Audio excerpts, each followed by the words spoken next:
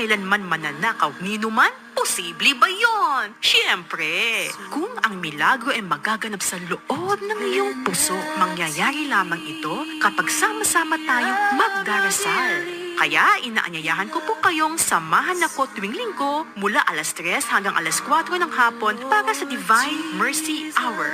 Ano man ang iyong ginagawa at kahit nasaan ka man, ipihit mo ang iyong talapihitan sa 684 AM kHz. DWJJ, tuwing linggo mula alas 3 hanggang alas 4 ng hapon. Magandang hapon po mga minamahal na kapatid, at narito naman po ang ating programa, ang Divine Mercy Hour, na malugod na ihahatid sa atin ng Divine Mercy Crusade ng Diocese ng Cabanatuan, at ako pa rin po ang iyong kasama, si Brother John Paul Valino. At tayo po ay manalangin sa ating pong mabatalang awa ng ating Panginoon. Isama po natin ang lahat ng ating pong intensyon at mga kahilingan sa hapon na ito sa ating pong Panginoon. Sa kapistahan po ngayong araw na ito ni San Pedro at ni San Pablo Apostol, mga martir ng ating simbahan at mga haligi ng ating simbahan. Simulan po natin ang ating pong panalangin at isama po natin ang lahat ng ating pong mga intensyon at kahilingan na nakatago sa ating mga puso, ganun din ng ating pong mga pamilya at pamayanan. In the name of the Father, and of the Son, and of the Holy Spirit. Amen. You died, Jesus, but the source of life load up our souls, and the ocean of mercy open up for the whole world. O fountain of life, immeasurable divine mercy, cover the whole world and empty yourself out upon us. O blood and water, which flowed out from the heart of Jesus as a fountain of mercy for us, I trust in you. Holy God, Holy Mighty One, Holy Immortal One, have mercy on us and in the whole world. Holy God, Holy Mighty One, Holy Immortal One, have mercy on us and in the whole world. Holy God, Holy Mighty One, Holy Immortal One, have mercy on us and in the whole world. Amen. Jesus, King of mercy, I trust in you. Amen. The Chaplet of the Divine Mercy. Our Father who art in heaven, hallowed be thy name. Thy kingdom come, thy will be done on earth as it is in heaven. Give us this day our daily bread, and forgive us our trespasses, as we forgive those who trespass against us. And lead us not into temptation, but deliver us from evil. Amen. Hail Mary, full of grace, the Lord is with you. Blessed are you among women, and blessed is the fruit of your womb, Jesus. Holy Mary, Mother of God, pray for us sinners, now and the hour of our death. Amen. I believe in God, the Father Almighty, creator of heaven and earth. I believe in Jesus Christ, only Son, our Lord. He was conceived by the power of the Holy Spirit, and born of the Virgin Mary. He suffered under Pontius Pilate, was crucified, died, and was buried. He descended to the dead. On the third day rose again. He ascended into heaven, and seated at the right hand of the Father. He will come again to judge the living and the dead. I believe in the Holy Spirit, the Holy Catholic Church, the communion of saints, the forgiveness of sins, the resurrection of the body, and life everlasting. Amen. Eternal Father, I offer you the body and blood, soul and divinity of your dearly beloved Son, our Lord and Savior, Jesus Christ, in atonement for our sins and those of the whole world. For the sake of his sorrowful passion, have mercy on us and in the whole world. For the sake of his sorrowful passion, have mercy on us and in the whole world. For the sake of his sorrowful passion, have mercy on us and in the whole world. For the sake of his sorrowful passion, have mercy on us and in the whole world. For the sake of his sorrowful passion, have mercy on us and in the whole world. For the sake of his sorrowful passion, have mercy on us and in the whole world. For the sake of his sorrowful passion, have mercy on us and in the whole world. For the sake of his sorrowful passion, have mercy on us and in the whole world. For the sake of his sorrowful passion, have mercy on us and in the whole world. For the sake of his sorrowful passion, have mercy on us and in the whole world. Eternal Father, I offer you the body and blood, soul and divinity of your dearly beloved Son, our Lord and Savior, Jesus Christ, in atonement for our sins and those of the whole world. For the sake of his sorrowful passion, have mercy on us and in the whole world. For the sake of his sorrowful passion, have mercy on us and in the whole world. For the sake of his sorrowful passion, have mercy on us and in the whole world. For the sake of his sorrowful passion, have mercy on us and in the whole world. For the sake of his sorrowful passion, have mercy on us and in the whole world. For the sake of his sorrowful passion, have mercy on us and in the whole world. For the sake of his sorrowful passion, have mercy on us and in the whole world. For the sake of his sorrowful passion, have mercy on us and in the whole world.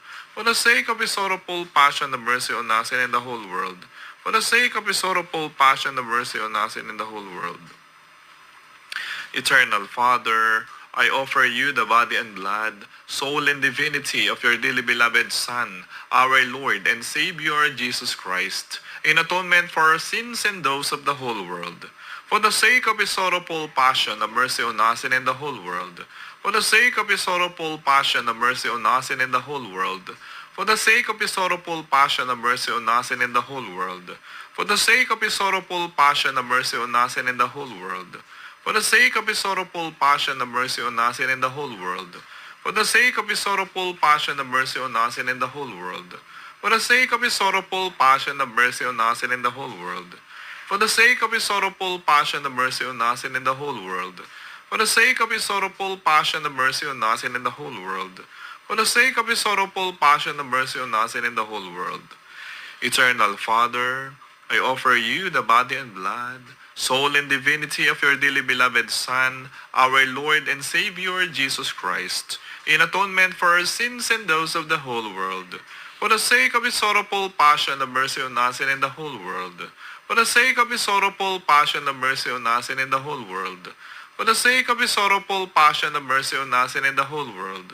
For the sake of his sorrowful passion, have mercy on us and in the whole world. For the sake of his sorrowful passion, have mercy on us and in the whole world. For the sake of his sorrowful passion, have mercy on us and in the whole world. For the sake of his sorrowful passion, have mercy on us and in the whole world. For the sake of his sorrowful passion, have mercy on us and in the whole world. For the sake of his sorrowful passion, have mercy on us and in the whole world. For the sake of his sorrowful passion, have mercy on us and in the whole world. Eternal Father, I offer you the body and blood, soul and divinity of your dearly beloved Son, our Lord and Savior, Jesus Christ, in atonement for our sins and those of the whole world. For the sake of his sorrowful passion, have mercy on us and in the whole world. For the sake of his sorrowful passion, have mercy on us and in the whole world. For the sake of his sorrowful passion, have mercy on us and in the whole world. For the sake of his sorrowful passion, have mercy on us and in the whole world. For the sake of his sorrowful passion, have mercy on us and in the whole world. For the sake of his sorrowful passion, have mercy on us and in the whole world. For the sake of his sorrowful passion, have mercy on us and in the whole world. For the sake of his sorrowful passion, have mercy on us and in the whole world. For the sake of his sorrowful passion, have mercy on us and in the whole world. For the sake of his sorrowful passion, have mercy on us and in the whole world. Holy God, Holy Mighty One, Holy Immortal One, have mercy on us and in the whole world. Holy God, Holy Mighty One, Holy Immortal One, have mercy on us and in the whole world. Holy God, Holy Mighty One, Holy Immortal One, have mercy on us and in the whole world. Amen. Jesus, King of mercy, I trust in you. Amen. In the name of the Father, and of the Son, and of the Holy Spirit. Amen. Muli po isang maulan na hapon sa ating pong lahat, mga minamahal na kapatid. At narito naman po ang ating programa, ang Divine Mercy Hour, na malugod din ihahatid sa atin ng Divine Mercy Crusade ng Diocese ng Cabanatuan.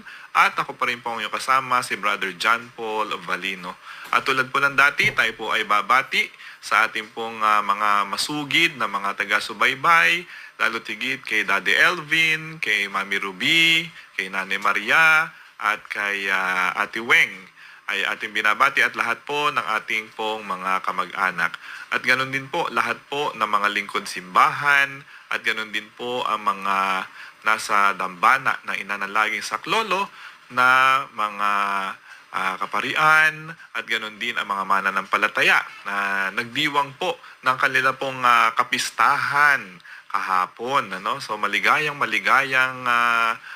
kapistahan po ng inanalaging saklolo kahapon sa Dambana. So maraming salamat sa inyo pong patuloy pa rin na pagbibigay din po ng oras at panahon tuwing monthly mass sa aming pong paaralan sa Nueva Ecija High School, no?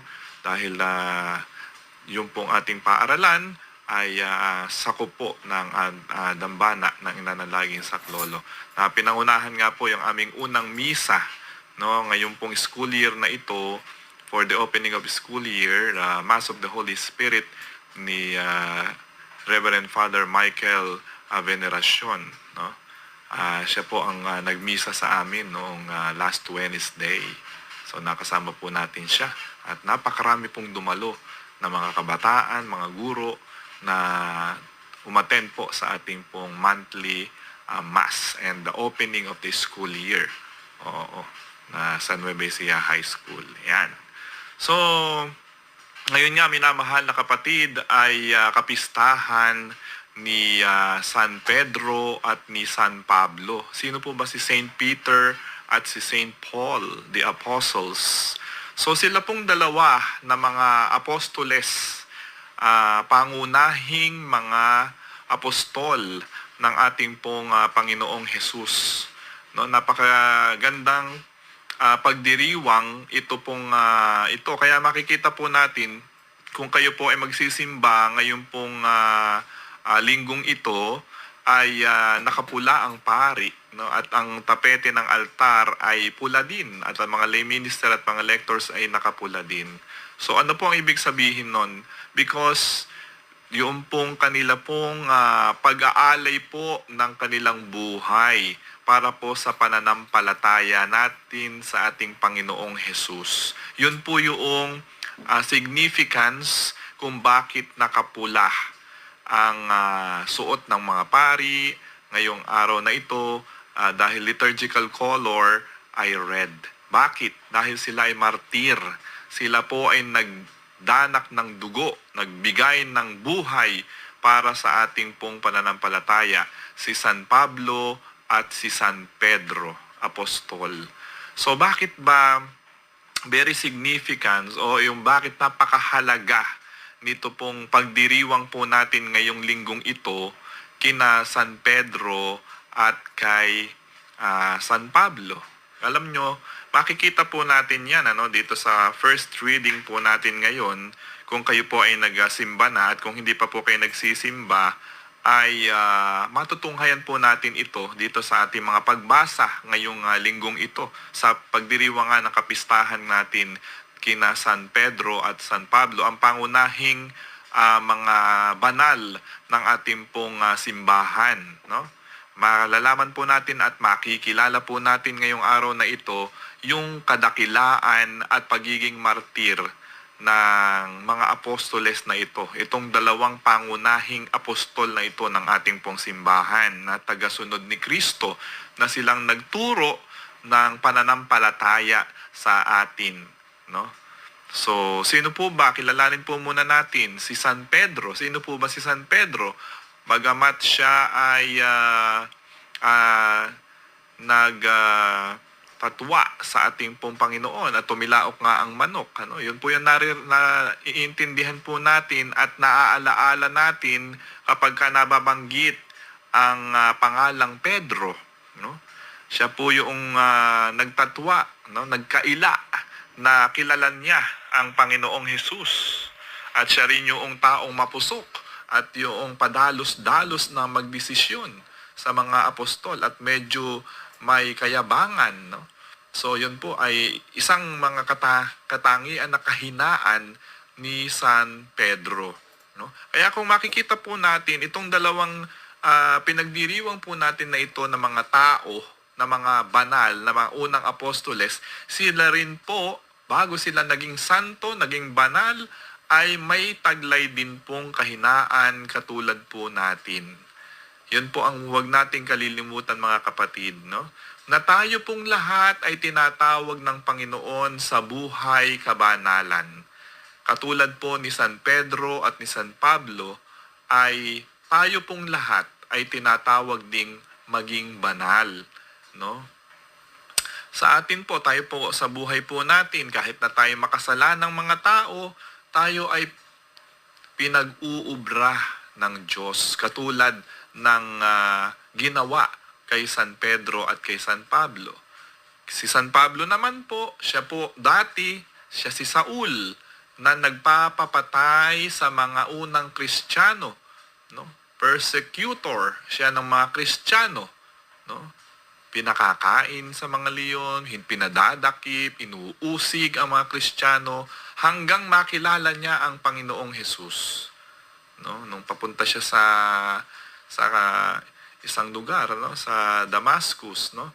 At siya po ay si Saul, no, nung papunta po siya doon, siya po ay nalaglag sa kabayo at nakakita ng maliwanag at kinausap siya ng Panginoong Hesus, bakit mo ko pinag-uusig, no, Saul? Oh, ngayon ginawa siyang Pablo, Saint Paul, at siya naging manunulat ng ebanghelyo, ng mabuting balita, no? Saint Paul, no? Kasi napakarami po niyang mga naging sulat, no? Yung mga epistles of Saint Paul to the Colossians, to the Ephesians, di ba?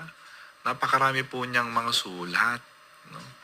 At siya po yung apostle to the Gentiles. Ano po ba 'yon? Yung po siya po ang nagpalaganap ng mabuting balita sa mga hindi Hudyo na mga naging tagasunod ng ating Panginoong Hesus. So yun po yung mga role na ginampanan ni San Pedro at ni San Pablo Apostol. So, matutunghayan po natin dito sa first reading po natin mula sa mga gawa ng mga apostol, no? Sabi po dito, noong mga araw na iyon, sinimulang usigin ni Haring Herodes ang ilang kaanib ng simbahan. Pinapugutan niya si Santiagong kapatid ni Juan. Nang makita niyang ito'y ikinalugod ng mga Hudyo, si Pedro naman ang kaniyang ipinadakip. Nangyari ito noong pista ng tinapay na walang lebadura. Pagkadakip kay Pedro, ito'y ikinulong at pinabantayan sa 4 na pangkat ng tig-4 na kawal. Ang balak ni Herodes ay iharap siya sa bayan pagkatapos ng pista, kaya't nanatiling nakabilanggo si Pedro samantalang siya'y taimtim na ipinananalangin ng simbahan. Gabi noon, si Pedro'y natutulog sa pagitan ng 2 kawal. Gapos siya ng 2 tanikala at may mga tanod pa sa harap ng pinto ng bilangguan. Siya'y nakatakdang iharap ni Herodes sa bayang kinabukasan. Walang ano-ano'y lumitaw ang isang anghel ng Panginoon at nagliwanag ng mabuti ang silid piitan. Tinapik niya sa tagiliran si Pedro at ginising. Bumangon ka, dali! Wika ng anghel. Pagdakay, nakalag ang mga tanikala ng kanyang mga kamay. Magbigkis ka't magsuot ng panyapak, sabi ng anghel. Gayon nga ang kanyang ginawa. Sinabi pa sa kanya ng anghel, magbalabal ka't sumunod sa akin. Lumabas naman si Pedro at sumunod sa kanya. Ngunit hindi niya alam kung tunay ang nangyayari. Ang akala niya'y nananaginip lamang siya. Nakalampas sila sa una at pangalawang bantay. Nakarating sila sa pintuang bakal na labasan patungo sa lunsod. Ito'y kusang nabuksan at lumabas sila.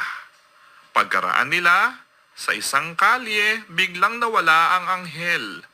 Naliwanagan ni Pedro ang nangyari kaya't sinabi niya, ngayon ko natiyak na totoo palang lahat.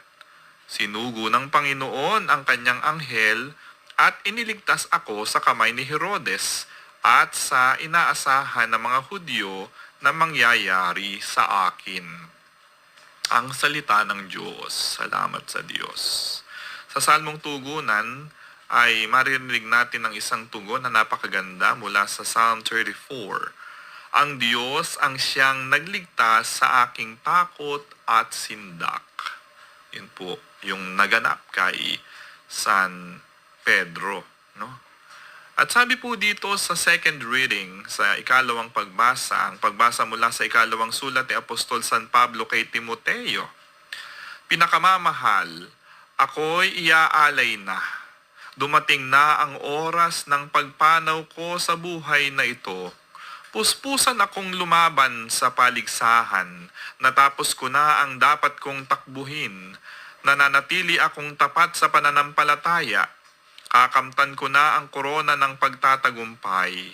At sa araw na iyon ang Panginoon na siyang makatarungang hukom ang magpuputong sa akin ng korona. Hindi lamang sa akin kundi sa lahat ng nanadabik na muli niyang pagparito. Ngunit pinatnubayan ako ng Panginoon at binigyan ng lakas upang maipahayag sa mga hentil ang mga salita. Naligtas ako sa tiyak na kapahamakan. Ang Panginoon ang magliligtas sa akin sa lahat ng kasamaan at siya rin ang maghahatid sa akin sa kanyang kaharian sa langit. Purihin nawa siya, magpakailanman. Amen." Ang salita ng Diyos. Salamat sa Diyos. Ito po yung mga pangyayari sa buhay ni San Pedro at ni San Pablo, no? Dito po sa second reading, makikita po natin sa sulat ni Apostol San Pablo kay Timoteo yung kanyang huling paalam at huling habilin, huling sulat, no? Na siya nagpapaalam na sa mga alagad na siya ay papanaw na. Dahil nga sa kasalukuyan ito siya ay piniit, no? Dinakip at siya ay nakatakda ng parusahan. So yun po ang nangyari sa dalawang apostol na ito. Dinakip, pinarusahan, katulad ng kanilang pagsunod sa ating Panginoong Jesus, no? Asahan na po natin iyon na kapag ikaw ay naging alagad ng ating Panginoong Jesus, ikay makararanas ng anuman na mga kapighatian sa buhay, kasawian sa buhay, ikay makararanas ng mga paghihirap sa buhay katulad ng mga dinanas ng mga alagad na ito, tulad ni San Pedro at ni San Pablo, no? Tayo rin pong lahat, kahit na tayo ay maparusahan, kahit na tayo ay usigin katulad ng mga alagad na ito, tandaan po natin na may gantimpala po tayong hinihintay at inaasahan na ating makakamit bilang mga alagad ni Kristo kapag naranasan na po natin yung pong mga persecutions katulad ng mga nangyari kay San Pedro at kay San Pablo. Maganda po yun na yung pong ating sarili, yung ating pong misyon, yung ating pong buhay ay magamit po natin para sa pagtalakay at pagtuturo ng mga salita ng Diyos. At handa tayong magbigay ng ating sarili, no? Bandang huli. Dahil alam po natin kahit na may mga dadanasin tayo, mga pagdurusa at paghihirap at kasawian at kapighatian, ay kasama natin ng Diyos. Emmanuel, kasama natin ng Panginoon. Kaya yun po ang ating inaasahan, mga minamahal na kapatid. Huwag po tayo manghihinawa na kahit na tayo ay nakakaranas ng mga paghihirap at pag-uusig sa buhay na ito, basta't ikaw ay sumusunod kay Kristo, asahan na po natin yung mga krus na yan at mga pasani na yan. Dahil nga, ganun din ang dinanas ng mga apostol, ganun din ang dinanas ng mga banal, at ganun din, lalo na, yung ating sinusundan na ating Panginoong Hesus. Ganun din ang nangyari sa kanyang buhay, hindi po ba? Hindi lingid sa ating kaalaman yon na si Jesus mismo ay nakaranas ng pagdurusa, no? Nung siya ay nagpahayag ng mabuting balita, siya ay pinako sa krus, siya ay pinatay, siya ay dinakip, no? Kaya mga minamahal na kapatid, lahat halos ng mga banal na mga martir ay naging katulad ang kanilang pagkamatay sa pamamagitan ng pagtulad sa pagtahak sa krus ng Kalbaryo ng ating pong Panginoong Hesus. Ano? Yun po ang talagang daranasin.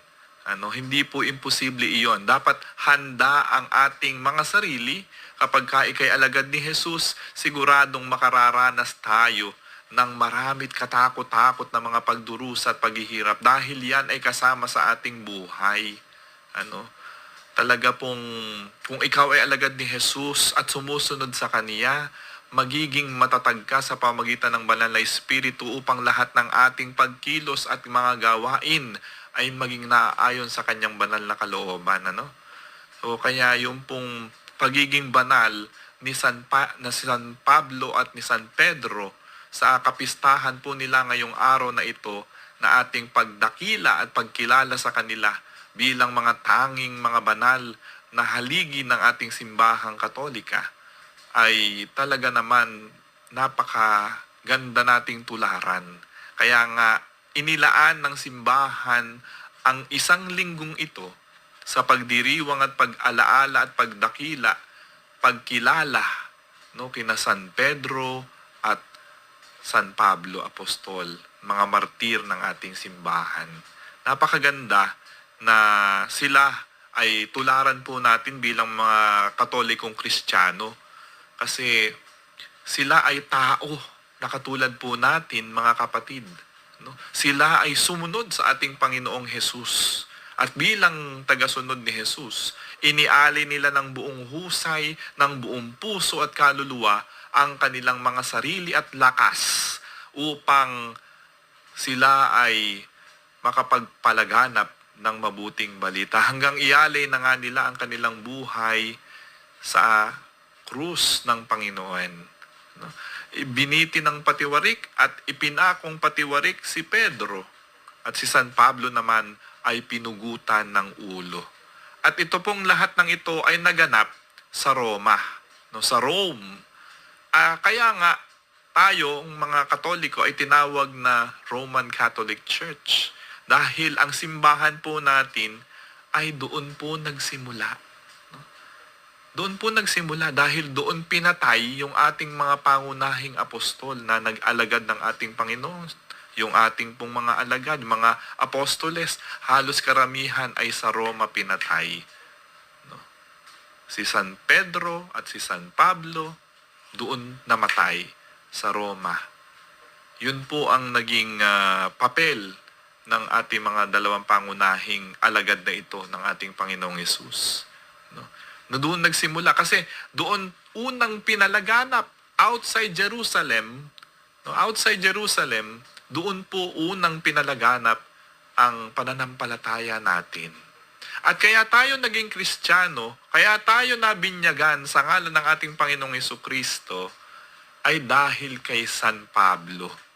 Dahil kay San Pablo, dahil siya ay nakarating yung kanyang mabuting balita, yung kanyang pagtuturo dito sa ating lugar, dito sa ating bansa. Kaya nga siya po ay tinawag na the Apostle of the Gentiles. Siya ang apostoles na ibig sabihin po ng Gentiles ay yung mga nabinyagan sa ngalan ni Jesus na mga na hindi Hudyo. Yun naman pong kay Pedro, sila naman po yung Apostle of the Jews. Sila po yung mga Kristiyano na mga nabinyagan inside Jerusalem. At si San Pablo naman, siya naman po yung kanyang mga nahikayat na tagasunod ni Jesus ay outside Jerusalem. Kaya siya po yung Apostle of the Gentiles na tinatawag. At yun po yung dahilan kung bakit tayo ay naging Katoliko-Kristiyano dito sa Pilipinas. Dahil nakarating yung kanya pong mensahe, alam na natin ang history po natin, kay Magellan at sa lahat ng mga nagpahayag ng pananampalataya, nagkaroon ng misa sa Limasawa, and the rest is history. Kaya po nalaman natin ang ating pananampalataya dito sa Pilipinas. So, yun po, saan nila natutunan yun? Kay San Pablo. Dahil nakarating din sa Espanya ang mga salita ng Diyos, ng ating Panginoong Hesukristo. At kaya yun namang mga taga-Espanya, sila naman ay pumunta sa iba-ibang lugar upang maging mensahero at tagapagpahayag ng mabuting balita. No? Sila po yung mga missionaries, mga misyonero. Kaya sila po yung mga nakarating sa ating bansa. Kaya naipalaganap ang mabuting balita at nakarating sa atin dahil kay San Pedro at kay San Pablo. At sa ating pong pagbabalik mga kapatid, dadako na po tayo sa ating pong mabuting balita ngayong kapistahan ni Apostol San Pedro at San Pablo. Magbabalik po ang ating programa. Ito po ang DWJJ sa East 84. Tiuloy di Maria! Nabitin, agtusiran forte, at daan iti total cough relief formula. Laban iti namaga, ken awan sa ting nga uyek. Gatel iti karabukob, panggep iti post-nasal drip, ken sakit iti kakauyek. Tusiran forte! Unilabian, dextromethorphan, HBr plus phenylpropanolamine HCl plus paracetamol is the generic name of Tusiran forte. If symptoms persist, consult your doctor. Good news, kabayan! The official website of Cellcore, www.cellcore.com.ph is now up. Maaari mo na itong bisitahin para sa mga online services tulad ng services requirements and additional information, latest news and advisories, power interruption updates, Cellcore live episodes, rates archives, at Cellcore account access na makapagbibigay ng karagdagang impormasyon tungkol sa inyong accounts tulad ng account balance and payment details, history of consumption, paperless billing subscription at marami pang iba. Ito ay bahagi ng aming hangarin na patuloy na makapaghatid ng makabago at magandang serbisyo para sa inyo. Kabayan, ano pa ang hinihintay nyo? Visit www.cellcore.com.ph now. Kastoy ti oni na timparado nga agong numanayunan pa ti sakit ti ulo. Nagrigat niya? Isong ano barado ti agong kenada ti sakit ti ulo? Decongest with Decolgen Forte. Kapigsaan nga agas laban ti dadumang nga Decolgen formulations. With maximum decongesting action versus PE-based medicines available OTC in the Philippines. Decolgen Forte.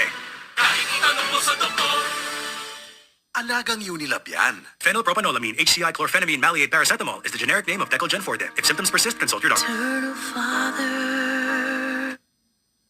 Muli po tayo nagbabalik sa ating programa, ang Divine Mercy Hour na malugod na inihahatid sa atin ng Divine Mercy Crusade ng Diocese ng Cabanatuan at ako pa rin po ang iyong kasama, si Brother John Paul Valino. Tayo po ay nagpapasalamat sa pamunuan ng DWJJ at Cab TV sa pagbibigay puwang po linggo-linggo sa ating programa, lalo tigit kay Ginoong Chris Duldulaw. At ganoon din po sa ating po mga kasama dito sa technical side, kay Kuya Richie at kay Kuya Andrew, sa kanilang pong patuloy na pag-alalay sa atin linggo-linggo. Tayo po ay dumako na sa ating mabuting balita ngayon pong linggong ito sa kapistahan ni Apostol San Pablo at San Pedro. Aleluya, aleluya, ikaw Pedro ang saligan ng aking simbahan banal. Nadaig ang kamatayan, aleluya, aleluya. Mga kapatid, ang mabuting balita ng Panginoon ayon kay San Mateo. Papuri sa iyo, Panginoon. Noong panahong iyon, dumating si Jesus sa lupain ng Cesarea ng Filipos. Tinanong niya ang kanyang mga alagad, sino raw ang anak ng tao ayon sa mga tao? At sumagot sila, ang sabi po ng ilan ay si Juan Bautista kayo. Sabi naman ng iba, si Elias kayo. At may nagsasabi pang si Jeremias kayo o isa sa mga propeta. Kayo naman, ano ang sabi ninyo? Sino ako? Tanong niya sa kanila. Sumagot si Simon Pedro, kayo po ang Kristo, ang anak ng Diyos na buhay. Sinabi sa kanya ni Jesus, mapalad ka, Simon, na anak ni Jonas, sapagkat ang katotohanan ito'y hindi inihayag sa iyo ng sino mang tao, kundi ng aking amang nasa langit. At sinasabi ko naman na sa iyo, ikaw ay Pedro, at sa ibabaw ng batong ito, ay itatayo ko ang aking simbahan at hindi makapamanaig sa kanya kahit ang kapangyarihan ng kamatayan. Ibibigay ko sa iyo ang susi ng kaharian ng langit. Ang ipagbawal mo sa lupa ay ipagbabawal sa langit, at ang ipahintulot mo sa lupa ay ipahihintulot sa langit. Mga kapatid, ang mabuting balita ng Panginoon, pinupuri ka namin, Panginoong Heso Kristo. So napakaganda po ng ating pong ebanghelyo ngayon sa kapistahan na ito ni San Pablo at ni San Pedro Apostoles, ang mga haligi ng ating pananampalataya at ang ating simbahan. Ito pong narinig po nating ebanghelyo ngayon na si Jesus ay nagtanong, sino raw ako? Ano ba pagkakakilala ng mga tao sa akin? Sabi ni Jesus, nagtanong siya. Sabi ng ilan, ikaw daw po si Juan Bautista. Sabi naman ng iba, ikaw si Jeremias at isa sa mga propeta. Very personal po yung naging tanong ni Jesus dito. Kayo naman, kung yun ang sinasabi ng mga tao tungkol sa akin, kayo naman, bilang mga alagad ko, tagasunod ko, sino ba ako para sa inyo? Very personal na tanong ng ating Panginoon. At sumagot nga itong si Simon. Dati po, Simon ang pangalan ni Pedro. Pinalitan po ng ating Panginoong Hesus ang kanya pong pangalan dahil po dito sa verse na ito ng Bible. Dahil siya po ang nagpahayag, nagsabi na kayo po ang Kristo, ang anak ng Diyos na buhay. Siya po ang nagsabi po noon sa ating Panginoong Hesus. Kaya nakilala niya ang Panginoong Hesus. Kilala niya ang Panginoong Hesus. At sabi po ng Panginoon dito, sinabi sa kanya ni Jesus, "Palad ka Simon na anak ni Jonas, sapagkat ang katotohanan ito'y hindi inihayag sa iyo ng sino mang tao, kundi ng aking amang nasa langit." Ang kanyang ama ang nagturo, nagsabi kay Pedro, kay Simon Pedro, kung sino talaga ang ating Panginoong Hesus. Kaya nga, binigyan ng gantimpala ni Jesus si Pedro. Sabi po niya dito, "At sinasabi ko naman sa iyo, ikaw ay Pedro, at sa ibabaw ng batong ito ay itatayo ko ang aking simbahan, at hindi makapananaig sa kanya kahit ang kapangyarihan ng kamatayan. Ibibigay ko sa iyo ang susi ng kaharian ng langit. Ang ipagbawal mo sa lupa ay ipagbabawal sa langit, at ang ipahintulot mo sa lupa ay ipahintulot sa langit." Kaya po natatag ang ating simbahang Katolika dahil dito kay Pedro. At ito yung saligan natin. Bilang simbahan, mga minamahal na kapatid, ito po yun. Ito po yung reference. Ito po yung sinasabi sa Bible na kung saan tayo ay sinilang bilang mga simbahan. Kaya nga si San Pedro, ang unang-unang Santo Papa ng ating simbahan. Si San Pedro, ang una na Santo Papa. 267 na Pope na ang nakalipas. At ngayon, kay Pope Leo XIV. Mula kay San Pedro hanggang kay Pope Leo XIV. Napakarami mga naging Santo Papa na ang simbahang Katolika. At hindi natin masasabi na banal lahat ng naging Santo Papa. Katulad ni San Pedro, sabi ko nga po sa inyo kanina, may mga kasalanan, kahinaan, may mga iskandalo ang ating simbahan. Hindi po maikakaila sa atin po iyon. Maraming mga Santo Papang umabuso sa kanilang mga kapangyarihan. Maraming mga pari na may mga iskandalo sa kanilang pamumuhay bilang mga parit alagad ni Kristo. Maraming mga obispo na ganyan din. At marami ding mga laiko na ganun din. Makasalanan. Kaya nga itong simbahan na ito, ang simbahang Katolika na tinatag ni Kristo, ay simbahan ng mga banal at makasalanan. Tandaan po natin yon. Hindi lang banal ang simbahan na ito. Hindi lang tahanan ng mga banal ang simbahan na ito. Katulad ni Pedro at ni San Pablo na ganun ding makasalanan nung sila ay tawagin ng Panginoon. Bago sila naging santo, bago sila naging banal, dumaan din sila sa maraming pagsubok sa kanilang buhay. Dumaan din po sila sa napakarami pong mga trahedya na nangganap sa kanila pong mga buhay. Bago sila naging santo, bago sila naging banal ng simbahan, na dinadakila nga natin sa araw na ito ang kanilang pagiging martir o pag-aalay ng kanilang buhay, bumuhos ang kanilang dugo. Yun po yung simbolo ng pagiging martir, ang pula na pagdanak ng dugo. No? Dahil sa kanilang pananampalataya at paniniwala sa ating Panginoong Hesus.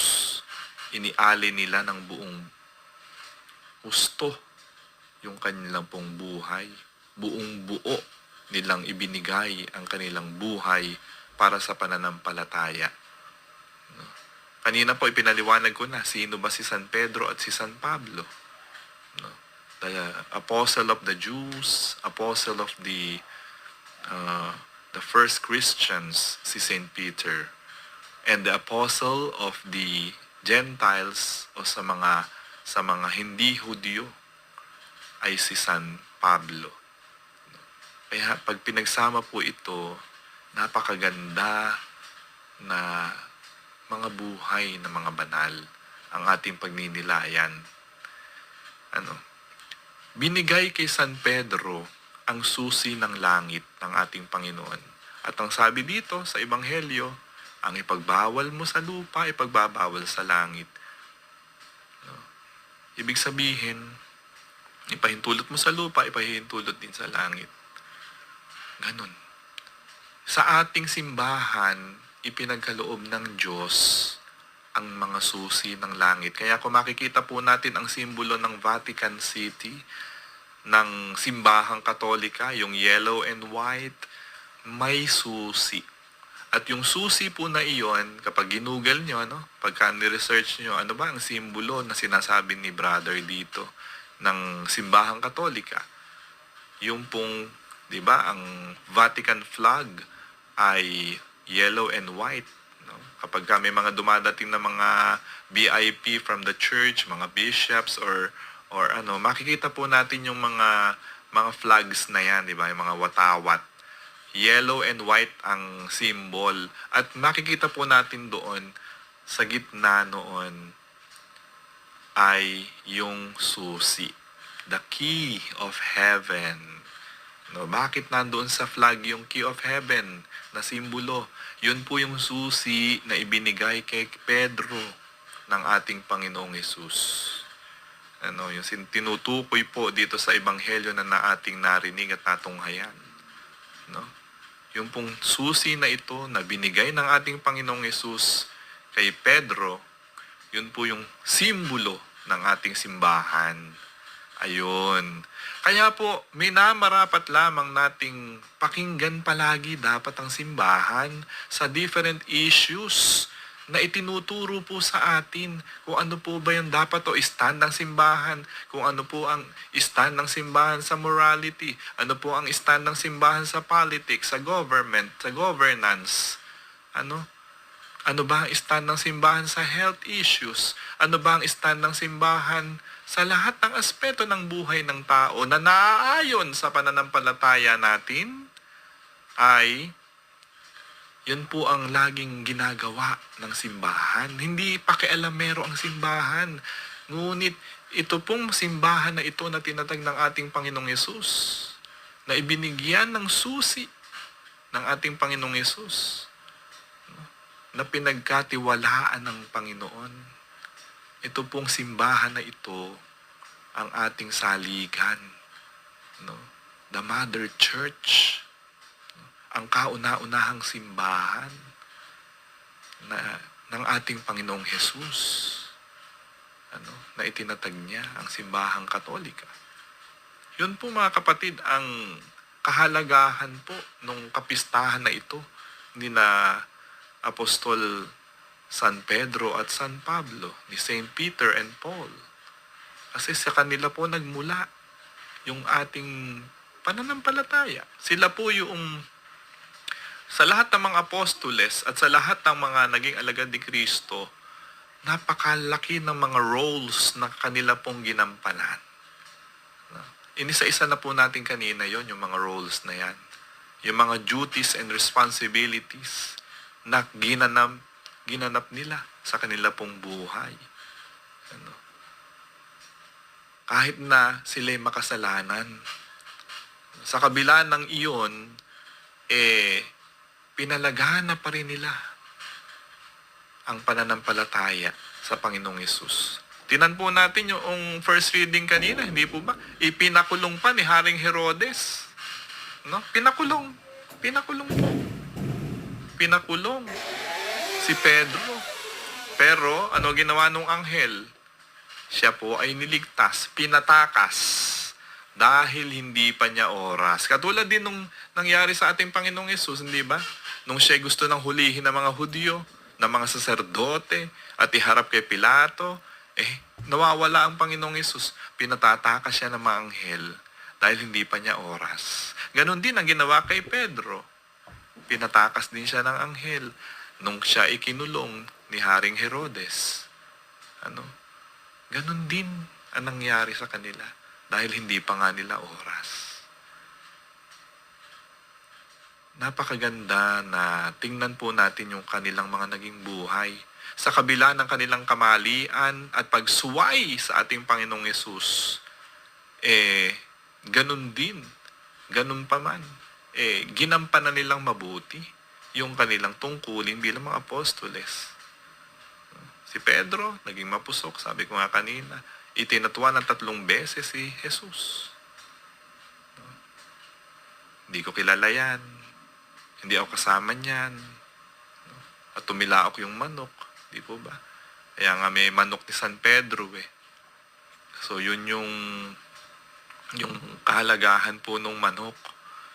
A reminder, yung pagtatwa ni Pedro kay Jesus. Kaya may manok si Pedro. Kasi tumilaok yung manok. Kasi sabi nga ni Jesus, bago tumilaok ang manok 3 beses mo ko ipagkakanulo, itatatwa. Sabi ni Pedro, hindi ko gagawin yun, Panginoon. Hindi totoo yun. Hindi ko magagawa sa iyo yun. Nung dinakip na si Jesus, ano nangyari? Nagtago, natakot si Pedro. At palihim siyang sumunod sa mga kawal. Kaya mayabang nga si Pedro Maangas lang siya. Mayabang lang si Pedro. Hindi ko gagawin sa iyo, Panginoon, yun. Sabi sa kanya ni Jesus? Hindi mo gagawin. Bago tumilaok ang manok, tandaan mo, Pedro, ikagkakalulu mo ako. Itatatwa mo ako ng 3 beses. Ganun nga nangyari. Diba? Na si Pedro ay itinatwa. Na 3 times. He denied Jesus 3 times. Dininay niya. Hindi ko kilala yung tao na yan. Hindi ako kasama ng tao na yan. Hindi ako yun. Baka kasama ka ng tao na yan. Sabi ng mga nakakilala sa kanya, nakakita sa kanya. Sabi ni Pedro, hindi ako yun. Baka kamukha ko lang. Natakot siya Tapos ang bandang huli naman, di tumilaok ang manok. Bandang huli naman, napanood natin sa The Passion of the Christ. Ano ginawa ni Pedro? Nagsisi siya. Nanghingi siya ng sorry, ng tawad sa Panginoon sa kanyang nagawa.